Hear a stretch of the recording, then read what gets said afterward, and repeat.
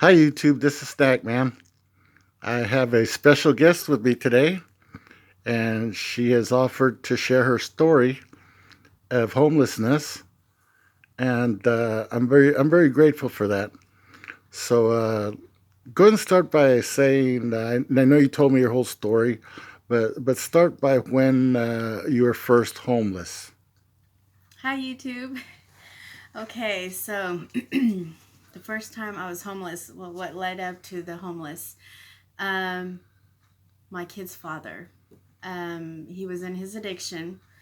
We used to have our own place, paid rent. I was the good wife. And then he started using, and he didn't want me to be part of what he was doing. So I made a decision to start doing drugs with him. And we both started using, and we had a house one at one point, and I was so caught up in my mind and of what was real, what was not real, and I thought he was cheating on me. Maybe he was, I don't know. It's done and over with. But I decided to hand the keys over to the landlord. I gave up my home. I found a safe place for our kids to go to because I felt like he was cheating on on with one of the neighbors um, around our area. So that's how we end up homeless, sleeping in the cars, different kind of cars. And as for me, a couple times in front of Walmart back in Stockton, I couldn't handle the abuse that him and I had. And I am a very strong willed person. And I made the choice that I'm just going to sleep out in front of Walmart and I'm going to wait for you to come and get me. But he never showed up. You shared with me about your kids having to stay somewhere else. Yes.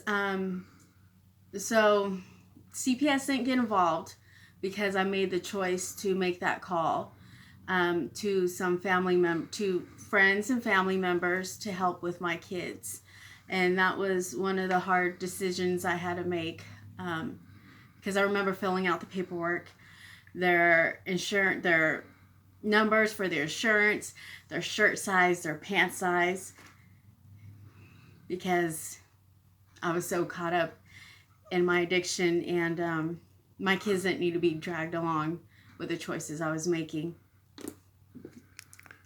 So, And then you felt that you had to turn it around. You shared that something happened and you wound up in the hospital.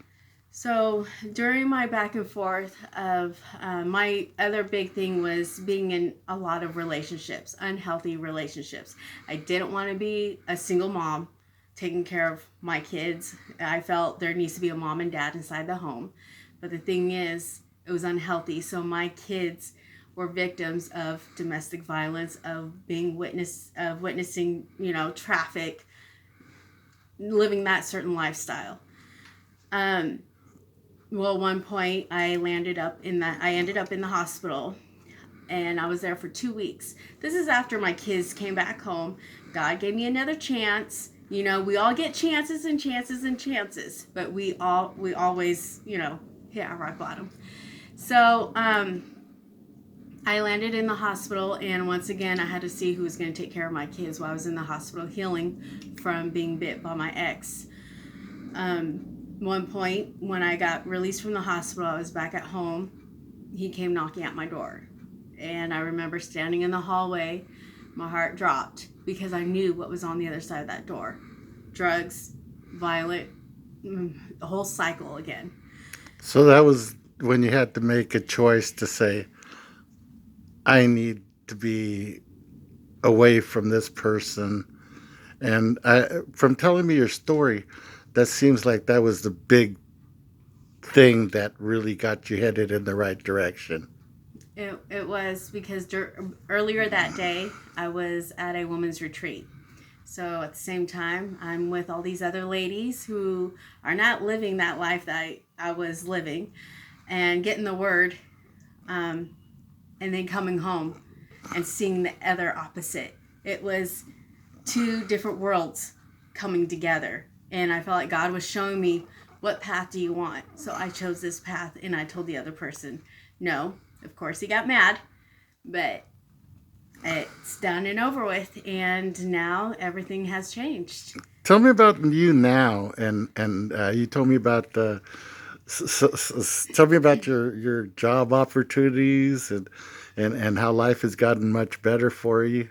So as And since you mentioned it already, you're not being in addiction was a big thing, and I think people don't understand how hard it is to get out of addictions.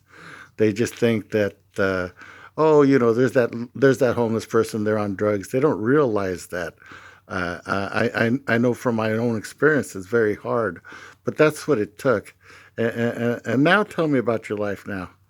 um, I was very blessed and lucky to have a good support system to help me through the rough times, because it is really hard to get clean and sober when you've been living a certain way so long. Because once you start getting clean and sober, life starts changing.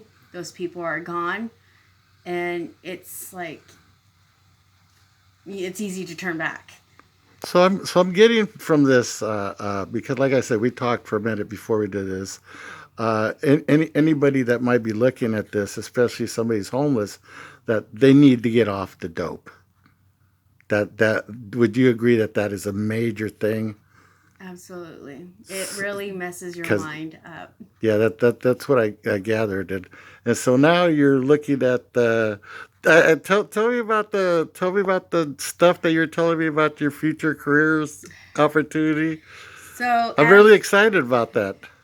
as my past and my history, I have passed several background checks to work with kids, to work at after school program, to work at a church, and I recently just passed my first background with probation, and then the FBI background. I passed everything, and now I'm going to be going into the juvenile halls to start working with teens to help them through their struggles.